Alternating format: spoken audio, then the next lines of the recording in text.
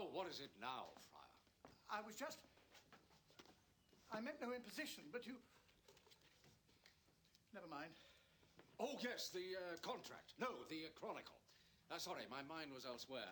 Please, what can I do for you, Friar? Well, I spent a most fascinating morning in the kitchen recording exactly what is consumed by the household for a typical breakfast. For example, my Lady Eleanor prefers a single egg with 1 1/2 slices of buttered bread. Yes. While my Lord Armus enjoys 6 eggs, half a roast chicken, a sausage, 3 bowls of porridge, an apple, preferably not bruised, some fish, a loaf... Well, you're certainly being very thorough, Friar. Please, sit. Oh, thank you, Sir Thomas. Back at the monastery, we used to say thoroughness is next to... Oh, it was next to a very important thing. Anyway, it was very high on our list of virtues. No doubt. And what else has your thoroughness discovered? That your sister's name is Matilda, that your father's named Roger.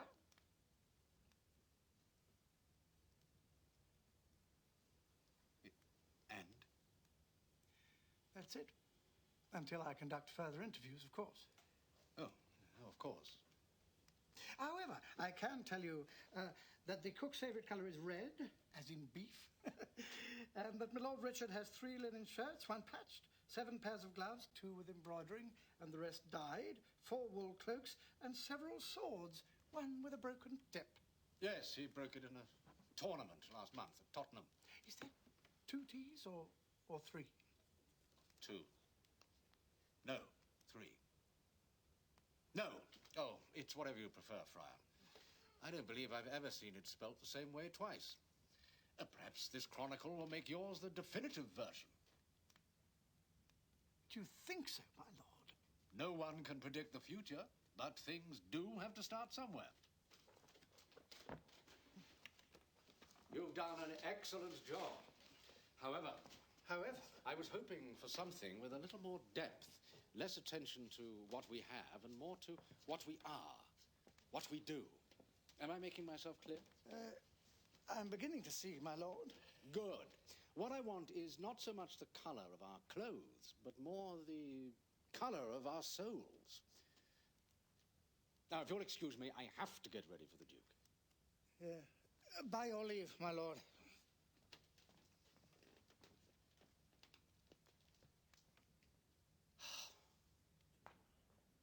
Eleanor! I'm coming! Eleanor! Eleanor, are you ready yet? Eleanor! The Duke was sighted 15 minutes ago. He'll be here any second. I would have been ready an hour ago if I didn't have to wear this. You look wonderful in it. Oh, Father, if you're going to lie to me, at least do it convincingly. I'll try to remember that. You remember you are the lady of this castle. And what about Lady Elizabeth? Convincingly, Eleanor. Convincingly. Would you call it a lover's spat, or was it something a little more permanent? What do you think of this? Not too much, is it? A lover's spat. Not that it's any of your business, Eleanor, but Lady Elizabeth and I have decided that it would be best not to see each other for a while. Thomas Gray. Hello, Thomas. Elizabeth.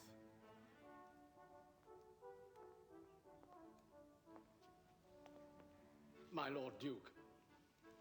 Look who I bumped into on the road here. By purest accident, of course. Of course. When I found out she was free, I invited her to dinner. Imagine that. The most beautiful woman in all England about to dine alone. Imagine it. But you remember Eleanor, my lord? How much better you look in silk, my dear, than you do in leather. And this skinny lump of dough is my son, Lord Uther. Pleasure, my lord.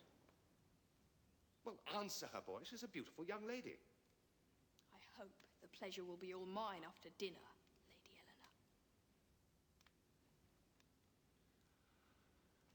I think perhaps I ought to throw this one back and see if I can catch something better. What do you say, Thomas? Well, shall we have a spot of lunch? Yes, let's.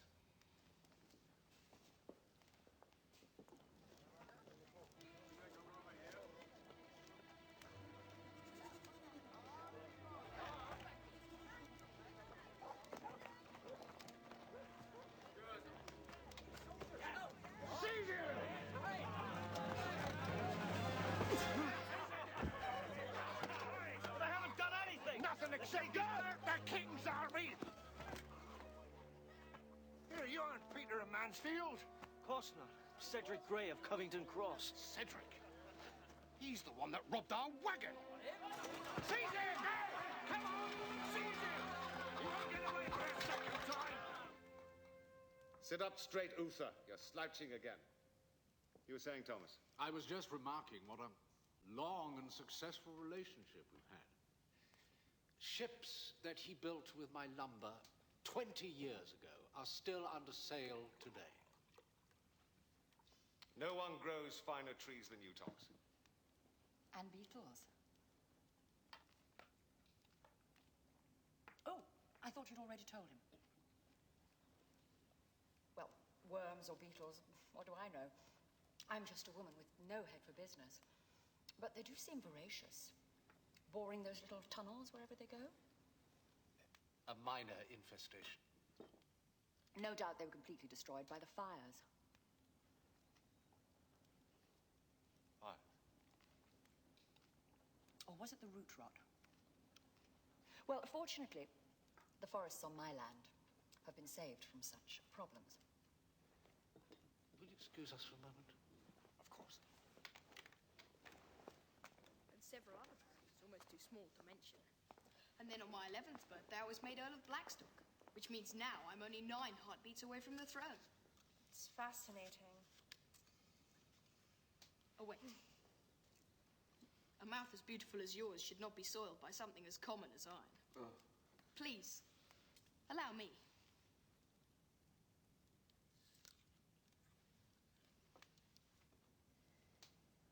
This has gone far too far. I was wrong in what I said. It was not something born out of rational thought. It was spoken out of male arrogance and certainly unfair to you. I'm truly sorry. As am I. Then, Elizabeth, please, I beg of you, forget all this nonsense about the lumber contract. Absolutely not.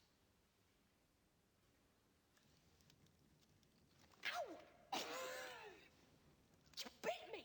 For God's sake, Uther, stop whining. Lucky Cedric. At least we can be assured someone in the family's having a good time.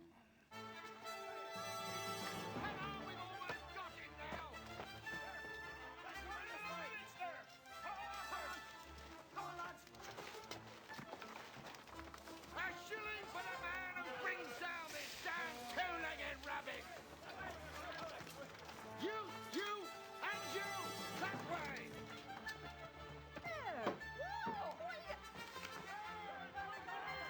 There he is! Come on!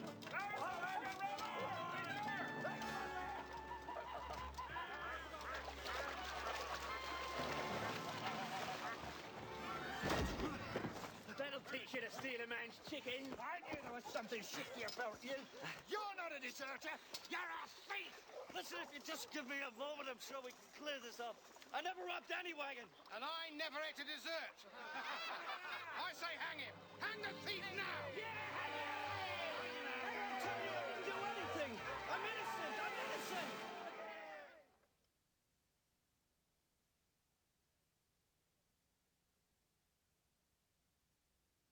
Covington Cross will be back in a moment.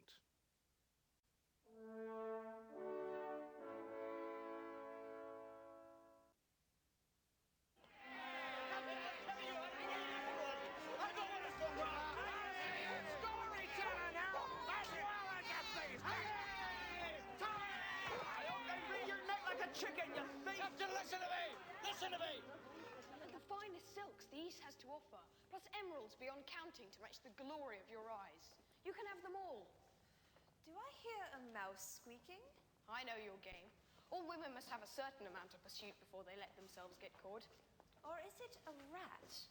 Such hair, such skin, and those hips, cradled to our future generations, so firm and wide.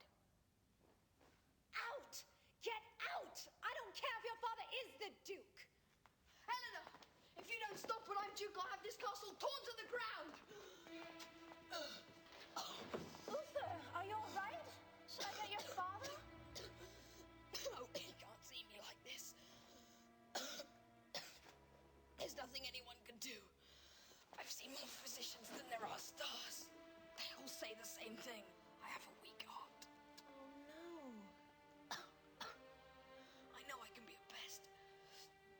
with this ailment, I can't do much.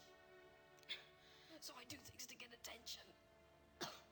I'll pay attention to you, Uther. You will. Excellent. You pig!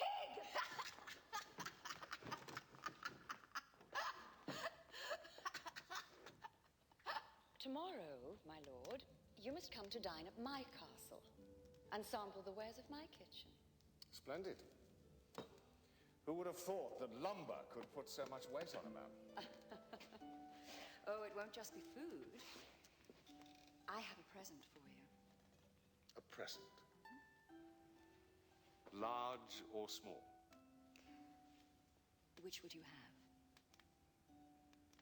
have? I'd have it medium-sized and wrapped in velvet. Yes, well, it's getting late. And if we've all got to ride to Lady Elizabeth's in the morning... Oh, nonsense, Thomas. The night hasn't come yet. And besides, the Duke hasn't told us of the news from court. I'm particularly interested in the fashions. We get so little news here. It's refreshing to speak with a man who moves in current circles. He looks like a man about to get a tooth pulled. Judging by Uthor, I imagine a meal with Warringer is about the same, only worse.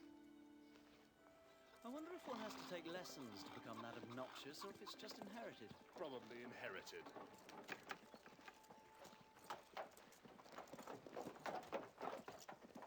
I don't see what Father's so worried about. As soon as Cedric comes back, the Duke is bound to give us the contract. Assuming Cedric is coming back, which seems unlikely without his horse. I'll saddle the horses. I'll get the swords. I'm telling you, I'm innocent! Well, I'm King Henry. Henry's been dead for years. Oh?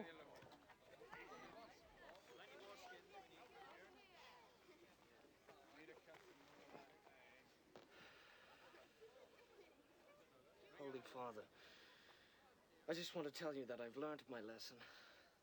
That if I ever get out of this, I swear I will never disobey Father's instructions again. In your name, amen.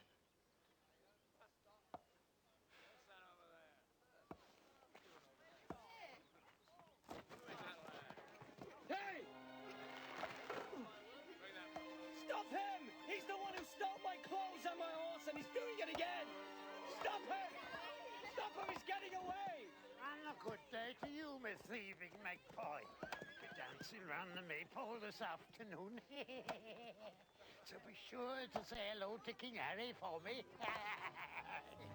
Listen to me! Make it nice and tight. Mary, please escort the Duke to his chamber. It's beyond my comprehension that you would stoop so low as to lure the Duke here like that. The soft voice, the promise of seduction. I've got a present for you, Your Grace. My God, it was embarrassing. I do what I have to do. Not unlike yourself. Oh, really? And how do you plan to deliver these promises? I don't. Nor does he expect me to. Sometimes all a man wants is his vanity stroked. It was stroked, all right. It was damn near bludgeoned. Surely you're more secure than this. You know where my heart lies. Next to your pocketbook, apparently.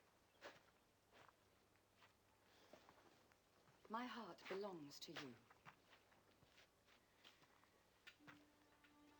I feel that you're playing me, Elizabeth, and I don't like it. Thomas, I'm not playing you. What's the matter?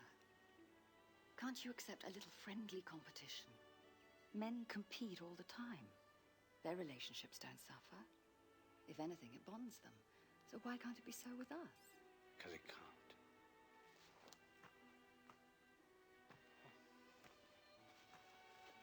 My God, put yourself in my boots and for a moment and look at it from my perspective. I hope that yesterday marked the beginning of a new and wonderful chapter in my life. My hopes are identical. That's why I find it so incredible that this is happening. You hurt me, Elizabeth. Oh, I'm sorry, Thomas. I truly am. But Well, you have to admit that you did take me off my guard. When I came to Covington Cross yesterday, it was well, something less than a lover. The timing was unfair. That's an understatement. I could never mean to hurt you, Thomas. You must believe me. I do.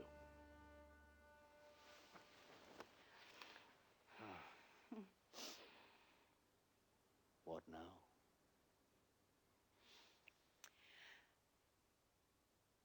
Why don't we both withdraw our bid for the contract? It would be like a pledge.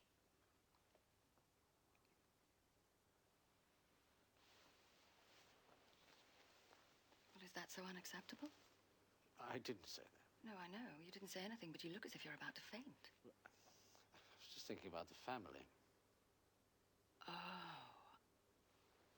I see. So by me winning the contract, I would be threatening the very existence of the Greys. Not that exactly. Thomas, how can you twist things? I would no more take food from your children's mouths than I would from my own. That's not the issue. No, it's not the issue. I'll tell you what the issue is. You'd rather die a gruesome death than lose face in front of your peers. Be beaten by a woman? Oh, the great Sir Thomas could never conceive of that. That's not fair. Elizabeth, I'm still waiting for my present. I hope it gives you pleasure, Your Grace.